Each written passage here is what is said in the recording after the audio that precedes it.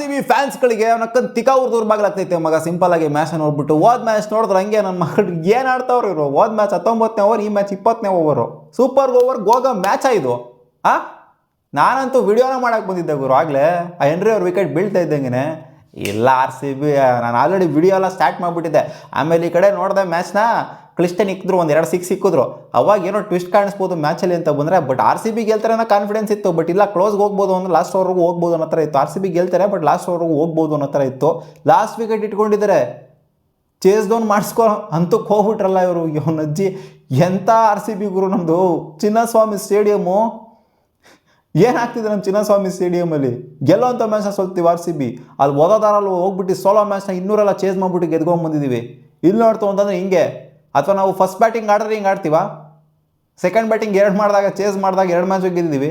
First batting 2 ಸಲ ಆಡಿದಾಗೂ ಕೂಡ ಒಳ್ಳೆ ಸ್ಕೋರ್ ಬರುತ್ತೆ. ಎಲಿಸ್ ಪೆರಿ 2 ಮ್ಯಾಚು ಸಕ್ಕದಾಗಿ ಆಡಿದ್ದಾರೆ ಮಗ.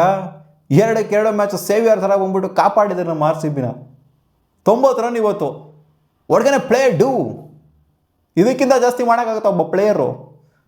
ಪೆರಿಕ್ ಸ್ಯಾಡ್ ನಿಜಾಲು ಬೇಜಾರಾಗ್ತಿದೆ ಮಗ. ಸೂಪರ್ ಓವರ್ ಹೋಯ್ತು ಅಟ್ಲೀಸ್ಟು. ಏನು ಸೂಪರ್ ಓವರ್ಗೆ ಹೋಗಿದ್ದೇನೆ ಫಸ್ಟ್ ಆಫ್ ಆಲ್ ನಮ್ಮ RCBದು ಫಸ್ಟ್ ತಪ್ಪು.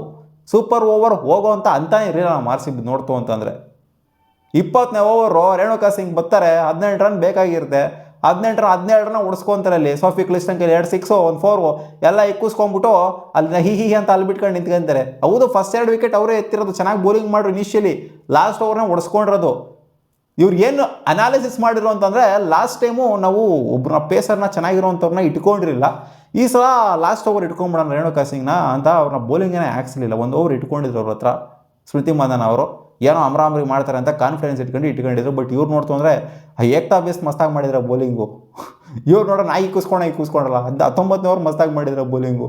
20ನೇ ಓವರ್ ಕೂಸ್ಕೊಬಿಟ್ರಲ್ಲ. ಹೋದ್ ಮ್ಯಾಚ್ ಕನಿಕಾ ಅಹುಜಾ, ಈ ಮ್ಯಾಚ್ ರೇಣುಕಾ ಸಿಂಗ್ ಠಾಕೂರು. ಅವ್ರು ಬೌಲಿಂಗ್ ನೆಟ್ಟಿಗೆ ಮಾಡಿಲ್ಲ ಅಂತ ಹೇಳ್ತಿಲ್ಲ, ಲಾಸ್ಟ್ ಓವರ್ ನೆಟ್ಟಿಗೆ ಮಾಡಿಲ್ಲ ಅಂತ ಹೇಳಿದೀನಿ. ಮುಂಚೆ ಸಕಾಲಾಗಿ ಮಾಡಿದ್ರು 3 ಓವರ್ ಎಕನಾಮಿಕಲ್ ಸ್ಪೆಲ್ ಹಾಕಿದ್ರು. ಲಾಸ್ಟ್ ಓವರ್ ಬಂದ್ಬಿಟ್ಟು ಫುಲ್ ಟಾಸ್ ಎಲ್ಲ ಹಾಕ್ಬಿಟ್ಟು ಕೂಸ್ಕೋತಾರಲ್ಲ ಕ್ಲಿಸ್ಟನ್ ಕೈಲಿ. ಕ್ಲಿಸ್ಟನ್ ಅಂತೆ ಅವತ್ತು ಕಳೆದಾಕ್ಬಿಟ್ರು ಮ್ಯಾಚ್ನ. ಬರ್ಕೊಂಡು ಕೊಟ್ಬಿಡಿ ಸೋಫಿ ಕ್ಲಿಸ್ಟನ್ಗೆ ಮ್ಯಾಚ್ನ. ಏನು ಹೇಳೋಣ ಗುರು, ನಿಜವಾಗ್ಲೂ ನನಗೆ ಸಿಕ್ಕಾಬಿಡ ಫ್ರಸ್ಟ್ರೇಟ್ ಆಗಿ ಹೋಗ್ಬಿಟ್ಟಿದ್ದೀನಿ ಈ ಮ್ಯಾಚ್ನ ನೋಡ್ಬಿಟ್ಟು. ಈ ಥರ ಸೋತ್ರೆ ಬೇಜಾರಾಗುತ್ತೆ ಮಗ. ಈ ಥರ ಗೆಲ್ಲೋ ಅಂಥ ಮ್ಯಾಚ್ನ ಎಲ್ಲರೂ, ನಾನು ಅದೇ ಹೇಳ್ತೀನಲ್ಲ, ವಿಡಿಯೋ ಮಾಡೋಕೆ ಬಂದ್ಬಿಟ್ಟಿದ್ದು ಆಲ್ರೆಡಿ ಅಂತ. ಆಮೇಲೆ ಈ ಕಡೆ ನೋಡ್ತೀನಿ ಸಿಕ್ತಾವ್ರೆ. ಲಾಸ್ಟ್ ವಿಕೆಟ್ ಇಟ್ಕೊಂಡು, ಅದನ್ನು ಲಾಸ್ಟ್ ವಿಕೆಟ್ ಇಟ್ಕೊಂಡು ಗೆದ್ದಿದ್ದಾರಲ್ಲ ಇವತ್ತು ಮ್ಯಾಚ್ನ. ಅನ್ಬಿಲೀವಬಲ್ ವಿಕ್ಟ್ರಿ ಅಂತ ಹೇಳ್ಬೇಕು. UP ವಾರಿಯರ್ಸ್ಗೆ ಅವ್ನ ಅಜ್ಜಿ ಸಲ್ಯೂಟ್ ಹೊಡಿಬೇಕು ಇವತ್ತು. ಅಂಥ ವಿಕ್ಟ್ರಿ ಅನ್ಬಿಲೀವಬಲ್. ಸೋಫಿ ಕ್ಲಿಸ್ಟನ್ ಹೇಳಿದ್ನಲ್ಲ, ಸೋಫಿ ಕ್ಲಿಸ್ಟನ್ ಬರ್ಕೊಂಡು ಕೊಟ್ಬಿಡಿ ಮ್ಯಾಚ್ನ. UP ವಾರಿಯರ್ಸ್ಗಲ್ಲ, ಸೋಫಿ ಕ್ಲಿಸ್ಟನು ಚೇಂಜ್ ಮಾಡಿದ್ದು. ಸೂಪರ್ ಓವರಲ್ಲಿ ಎಂಥ ಸ್ಪೆಲ್ ಹಾಕಿದ್ದು, ಎಂಥ ಬೌಲಿಂಗ್ನ ಮಾಡಿದ್ದು. ಕೊಡಲೇ ಇಲ್ಲ ಹೊಡೆಯೋದಕ್ಕೆ ಬಾಲ್ನ. ನಮ್ಮ RCB ಕೂಡ ಚೆನ್ನಾಗೇ ಬೌಲಿಂಗ್ ಮಾಡಿದ್ರು. ಕಿಮ್ ಗಾರ್ತ್ ಅವ್ರು ಸಖತ್ತಾಗೇ ಬೌಲಿಂಗ್ ಮಾಡಿದ್ರು. ಅವ್ರದ್ದೇನು ಡಬ್ಬಾ ಬೌಲಿಂಗ್ ಅಂತ ಹೇಳಿಲ್ಲ. 8 ನೋಡಿಸ್ಕೋಬೇಕು ಅಂತಂದರೆ 1-2 ವೈಡ್ ಹಾಕೋದು, ಅದು ಬಿಡ್ತು ಅಂತಂದರೆ 4 ಹೋಗದೆ ಬೌಲಿಂಗ್ ಸಖತ್ತಾಗಿ ಮಾಡಿದ್ರು ಸೂಪರ್ ಓವರಲ್ಲಿ. ಬಟ್ ಅದು ಸೂಪರ್ ಓವರ್ ಹೋಗೋವಂಥ ಮ್ಯಾಚೇ ಅಲ್ಲ ಮಗ ಇದು. ಇವ್ರು ಈ ಥರ ಎಲ್ಲ ಮಾಡ್ಕೊಂಡು ಸೋಲ್ತಾರೆ ಅಂತ ನಮ್ಮ ಮ್ಯಾಚ್ ಸಿಕ್ಕಾಪಟ್ಟೆ ಹರ್ಟ್ ಆಗ್ತಿದೆ ನನಗಂತೂ. ಟಾಸ್ನ ಸೋತ್ವಿ ನಾವೇನೇ. ಟಾಸ್ ಗೆದ್ದವ್ರು ಅವ್ರನ್ನ ಬೌಲಿಂಗ್ ಆಯ್ಕೆ ಮಾಡಿಕೊಂಡ್ರು.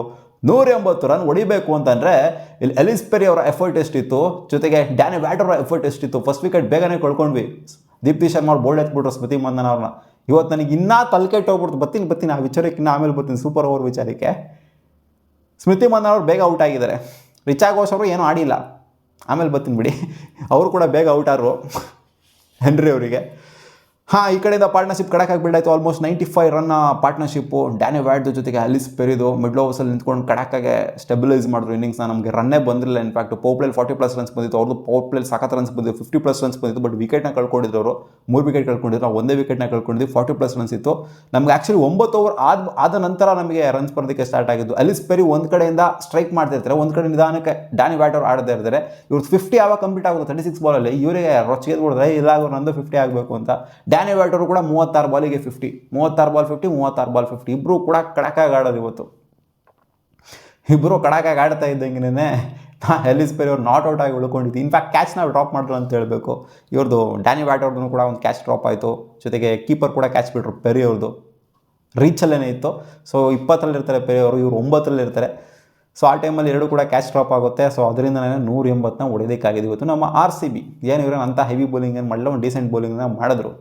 ಸೋಫಿ ಕ್ಲಿಸ್ಟನ್ ಚೆನ್ನಾಗಿರೋ ಮಾಡಿದರು ಫಸ್ಟ್ ಇನ್ನಿಂಗ್ಸಲ್ಲಿ ಬೌಲಿಂಗ್ನ. ಮೆಗ್ರಾತ್ ಕೂಡ ಸ್ವಲ್ಪ ಓಕೆ ಆರ್ಡಿನರಿ ಪರ್ಫಾರ್ಮೆನ್ಸ್ನ ಕೂಡ, ಏನು ಅಂಥ ಕನ್ವಿನ್ಸಿಂಗ್ ಬೌಲಿಂಗ್ ಎಲ್ಲ ಯಾರೂ ಮಾಡಿಲ್ಲ.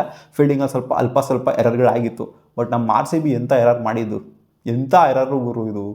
ವಿಕೆಟ್ 9 ವಿಕೆಟ್ ಡೌನ್ ಆಗಿರುವಂಥ ಟೀಮು ಲಾಸ್ಟ್ ಓವರಲ್ಲಿ 17 ರನ್ನ ಹೊಡಿತಾರೆ. 17 ರನ್ನ ಹೊಡೆದ್ಬಿಟ್ಟು ಮ್ಯಾಚ್ನ ಸೂಪರ್ ಓವರ್ ಮಾಡ್ತಾರೆ, ಟೈ ಮಾಡ್ತಾರೆ ಅಂತಂದರೆ ಇದಕ್ಕಿಂತ ಒಂದು ಅಜೀಬ್ ಆಗುವಂಥದ್ದು ಇನ್ನೂ ಒಂದು ಇದೆಯಾ ನಮ್ಮ R C B.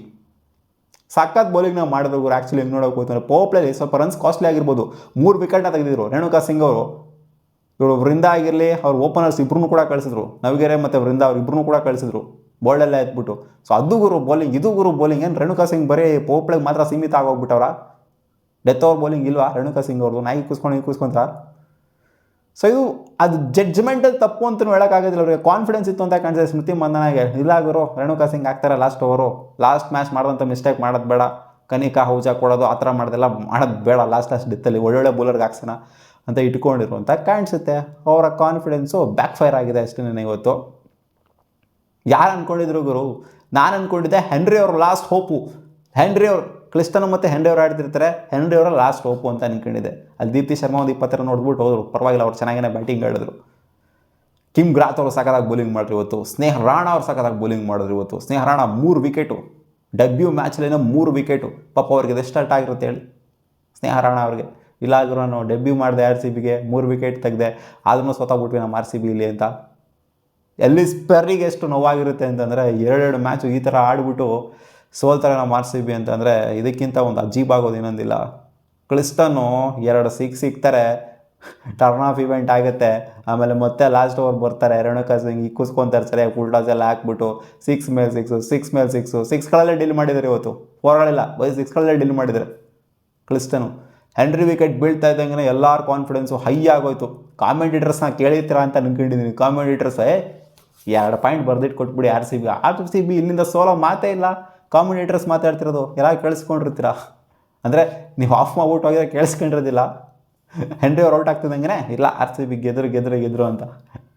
But prove ಮಾಡಿದರೆ ಕ್ಲಿಸ್ಟನ್ ಅನ್ನೋ ನೇಮ್ ಇಲ್ಲಿದೆ ಗುರು.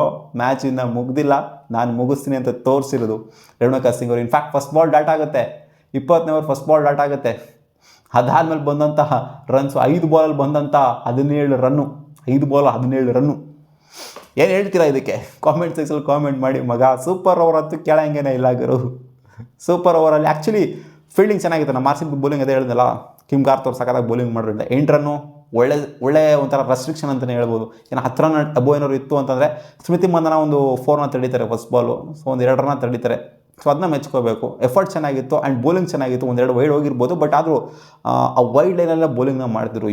ವೈಡ್ ಯಾರ್ಕರ್ ಹಾಕೋ ಅಂತ ಲೆಂತಲ್ಲೇನೋ ಬೌಲಿಂಗ್ ಮಾಡ್ತಿದ್ರು. ಹ್ಯಾರಿಸ್ಗೆ ನೀವು ಹೆನ್ರಿಗೆ ಬೌಲಿಂಗ್ ಮಾಡ್ತಿದ್ದೀರಾ ಅಂತಂದರೆ, ನೀವು ಸ್ಲಾಟ್ಗೆ ಗಿಟ್ಗೆ ಹಾಕ್ತೀರಿ ಅಂತಂದರೆ ಸೀದಾ ಕಳಿಸ್ತಾರೆ ಈಚೆಗಡೆ, ಪಾರ್ಕಿಂದ ಈಚೆಗಡೆ ಅಂತ ಗೊತ್ತಿತ್ತು. ಅದಕ್ಕೋಸ್ಕರ ವೈಡ್ ಯಾರ್ಕರಲ್ಲಿ ವೈಡ್ ಲೈನಲ್ಲಿ ಬೌಲಿಂಗ್ ಮಾಡ್ತಿದ್ರು. ಅದಕ್ಕೋಸ್ಕರ 1-2 ವೈಡ್ ಹೋಯ್ತು ಅಷ್ಟೇ. ಬಟ್ ಪರವಾಗಿಲ್ಲ, ಚೆನ್ನಾಗೇ ಮಾಡಿದ್ರು ಕಿಮ್ ಗಾರ್ತ್ ಅವರು. ವಿಕೆಟ್ ಅವರಲ್ವೇ ಎತ್ತಿದ್ದು ಫಸ್ಟ್ ಇನ್ನಿಂಗ್ಸಲ್ಲಿ, 2 ವಿಕೆಟ್ನೂ ಅವರೇ ಎತ್ತಿದ್ದು. ಅದಕ್ಕೋಸ್ಕರ ಅವರಿಗೆ ಬೌಲಿಂಗ್ ಕೊಟ್ಟಿದ್ದು ಕಿಮ್ ಗಾರ್ತ್ ಅವ್ರಿಗೆ. ಏನಕ್ಕೆ ಅಂತಂದರೆ ಹ್ಯಾರಿಸ್ ಅವರ ವಿಕೆಟ್, ಹೆನ್ರಿ ಅವರ ವಿಕೆಟ್ ಫಸ್ಟ್ ಇನ್ನಿಂಗ್ಸಲ್ಲಿ ಅವರೇ ಎತ್ತಿದ್ದು. ಅದಕ್ಕೋಸ್ಕರ ಅವ್ರಿಗೆ ಬೌಲಿಂಗ್ ಕೊಟ್ಟಿದ್ದು. ಚೆನ್ನಾಗೇ ಮಾಡಿದ್ರು. ಇಲ್ಲಿ 8 ರನ್ 9 ರನ್ನ ಚೇಸ್ ಮಾಡೋಕ್ಕಾಗಲಿಲ್ಲ ನಮ್ಮ ಆರ್ ಸಿ ಬಿ ಅಂತ ಅಂದಾಗ ಇದು ಹಲ್ಟ್ ಆಗೇ ಆಗುತ್ತೆ ಮಗ. ಹಲ್ಟ್ ಆಗೇ ಆಗುತ್ತೆ. ಒಂದು 7-8 ರನ್ ಹೊಡೆಯೋಕ್ಕಾಗಲಿಲ್ವಲ್ಲ ನಮ್ಮ ಆರ್ ಸಿ ಬಿ, ಇದು ಇನ್ನೂ ಹಲ್ಟ್ ಆಗುತ್ತೆ. ಒಂದು ಬೌಂಡ್ರಿನೂ ಬರಲಿಲ್ವಲ್ಲ ಮಗ. ಏನಕ್ಕೆ ಹಲ್ಟ್ ಆಗುತ್ತೆ ಅಂತಂದರೆ, ನನಗೇನಕ್ಕೆ ಪರ್ಸ್ನಲಿ ಹಲ್ಟ್ ಆಗ್ತಿದೆ ಅಂತಂದರೆ, ಎಲಿಸ್ ಪೆರಿ ಆಡಿರೋದು ಮಸ್ತಾಗಿ ಇವತ್ತು, ಹಾಕೊಂಡು ರುಬ್ಬಿರೋದು ಎಲಿಕ್ಸ್ ಪೆರಿ ಇವತ್ತು. ಸಿಂಗಲ್ ಹ್ಯಾಂಡ್ ಡೆತ್ ಓವರ್ಸ್ ಎಲ್ಲ ಡಾಮಿನೇಟ್ ಮಾಡಿಕೊಂಡು, ಮಿಡ್ಲ್ ಓವರ್ಸು ಡೆತ್ ಓವರ್ಸ್ ಎಲ್ಲ ಕಡೆ ಡಾಮಿನೇಟ್ ಮಾಡಿದ್ದು ಎಲಿಸ್ ಪೆರಿ ಇವತ್ತು. ಅವ್ರ ಜೊತೆಗೆ ಆಡಿದ್ದು ಡ್ಯಾನಿ ಬ್ಯಾಟು ಮಸ್ತಾಗಿ ಆಡಿದ್ದು.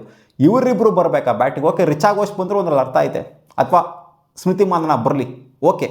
ಓಪನಿಂಗ್ ಸ್ಲಾಟಲ್ಲಿ ಸ್ಮೃತಿ ಪೆರಿ ಅಥವಾ ರಿಚಾ ಪೆರಿ ಇಬ್ಬರಲ್ಲಿ ಯಾರೋ ಬಂದಿರೋ ಒಂದು ಅರ್ಥ ಇರೋದು ಮಗ. ಇವ್ರು ಪೆರಿನ ಕೂರಿಸ್ಬಿಟ್ಟು, ಮಸ್ತಾಗಾಡಿರೋ ಪೆರಿನ ಕೂರಿಸ್ಬಿಟ್ಟು ಇವರಿಬ್ರು ಬಂದರು ಅಂದರೆ ರಿಚಾ ಘೋಷ್ ರನ್ನೇ ಬಂದಿಲ್ಲ ಇವತ್ತು. ಅಲ್ಲ ಮಗ, ಸೆಟ್ ಬ್ಯಾಟರು ಅವತ್ತಿನ ದಿನ ಮಸ್ತಾಗಾಡಿರೋವಂಥವ್ರು ಕ್ರೀಸಲ್ಲಿತ್ತು ಅಂತಂದರೆ ಅವ್ರು ಸೌಂಡಲ್ಲಿರ್ತಾರೆ. ಅವತ್ತಿನ ದಿನ ಅವ್ರು ಸೌಂಡ್ ಮಾಡಿಲ್ಲ ಅಂದರೆ, ಬೇಗ ಔಟ್ ಆಗಿದ್ದಾರೆ ಅಂತಂದರೆ ಅವ್ರು ಯಾವತ್ತೂ ಕೂಡ ಸೌಂಡ್ ಮಾಡೋದಕ್ಕೆ ಅಷ್ಟು ಆಗೋದಿಲ್ಲ. ಪೆರಿ ಏನಾರು ಬಂದಿತ್ತು ಅಂತಂದರೆ ಕತೆ ಡಿಫ್ರೆಂಟ್ ಆಗಿರೋದು. ಪೆರಿನ ಓಪನಿಂಗ್ ಕಳಿಸ್ಬೇಕಾಗಿತ್ತು ಸೂಪರ್ ಓವರಲ್ಲಿ. ಇವರು ಬ್ಯಾಕಲ್ಲಿ ಇಟ್ಕೊಂಡಿದ್ರು, 1 ಡೌನ್ ಆಡ್ಸೋಣ ಪೆರಿನ ಅಂತ ಇಟ್ಕೊಂಡಿದ್ರು. ಸೊ ಅದೇ ಬ್ಯಾಕ್ಔಟ್ ಆಗಿದ್ದು, ಬ್ಯಾಕ್ ಫೈರ್ ಆಗಿದ್ದು ಎಲ್ಲ ಆಗಿದ್ದು ನಮ್ಮ ಆರ್ ಸಿ ಬಿಗೆ. ಸೊ ಪೆರಿ ಏನಾರು ಆಡಿತ್ತು ಅಂತಂದರೆ ಏನಾನೋ ಒಂದು ಆಗಿರೋದು ಮಗ. 9 run it's not a big deal Perry ಆಡ್ತಾ ಇರಬೇಕಾದ್ರೆ. ಸ್ಮೃತಿ ಏನು ಕೆಪಬಿಲಿಟಿ ಇಲ್ಲ ಅಂತಲ್ಲ, ಸ್ಮೃತಿ ಆಡಲ್ಲ, ರಿಚಾ ಆಡಲ್ಲ ಅಂತಲ್ಲ, ಬಟ್ ಸೌಂಡಲ್ಲಿರುವಂಥವ್ರು, ಅವತ್ತು ಸೌಂಡಲ್ಲಿರುವಂಥವ್ರು ಆಡ್ತು ಅಂತಂದರೆ ಓಪನಿಂಗಲ್ಲಿ ಚೆನ್ನಾಗಿರೋದು. ಇದು ನಾನು ಹೇಳಿದ್ನಲ್ಲ, ಸೂಪರ್ ಓವರ್ ಹೋಗುವಂಥ ಗೇಮೇ ಅಲ್ಲ ಅದು. ಸೂಪರ್ ಓವರಲ್ಲಿ ಈ ಥರ ಅಜೀಬಾಗಿ ಸೋತಿದ್ದಾರೆ ಅಂತಂದರೆ ಇದಕ್ಕಿಂತ ಒಂದು ಹಾಲ್ಟ್ ಇನ್ನೂ ಒಂದು ಆಗೋದಿಲ್ಲ ಆರ್ ಸಿ ಬಿ ಫ್ಯಾನ್ಸ್ಗಳಿಗೆ. ಅಲ್ಲಿ ಕ್ರೌಡ್ ಅಂತೂ ಕಿಕ್ಕಿರ್ದು ನಿಂತ್ಕೊಂಡಿದ್ರು. ಈ ಥರ ಚಿನ್ನಸ್ವಾಮಿ ಸ್ಟೇಡಿಯಮಲ್ಲಿ ಬ್ಯಾಕ್ ಟು ಬ್ಯಾಕ್ ಮ್ಯಾಚ್ಗಳು ಹೋದ ಮ್ಯಾಚ್ 19ನೇ ಓವರು ಅಜೀಬಾಗಿ ಹಾಕ್ಬಿಟ್ಟು ಸೋತಿದ್ದು, ಈ ಮ್ಯಾಚ್ 20ನೇ ಓವರಿಗೆ ಅಜೀಬಾಗಿ ಹಾಕ್ಬಿಟ್ಟು ಸೋತಿದ್ದು ಎಲ್ಲ ನೋಡ್ತು ಅಂತಂದರೆ ಫಸ್ಟ್ 2 ಮ್ಯಾಚ್ ಏನು ಗುರು ನಮ್ಮ ಆರ್ ಸಿ ಬಿನೋ ಇದು ಹಂಗೆ ಹಿಂಗೆ ಅಂತ ನಾವೇ ಫುಲ್ ತಲೆ ಮೇಲೆ ಇಟ್ಕೊಂಡಿದ್ವಿ.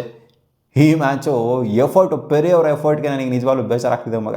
ಈ 2 ಮ್ಯಾಚಲ್ಲಿ ಈ ಥರ ಎಕ್ಸ್ಟ್ರಾರ್ಡಿನರಿ ಎಫರ್ಟ್ ಹಾಕ್ಬಿಟ್ಟು ಪೆರಿ ಮ್ಯಾಚ್ನ ಸೋಲ್ತಾರೆ ಅಂತಂದರೆ ಆರ್ ಸಿ ಬಿ ಲಿಟ್ರಲಿ ಬೇಜಾರಾಗ್ತಿದೆ ನನಗೆ. ನೀವು ಕಾಮೆಂಟ್ ಸೆಕ್ಷನಲ್ಲಿ ಹಾಕಿ ನಿಮ್ಗೇನು ಅನ್ನಿಸ್ತು ಅಂತ. ಸಿಗೋಣ. ಗೋವಾ.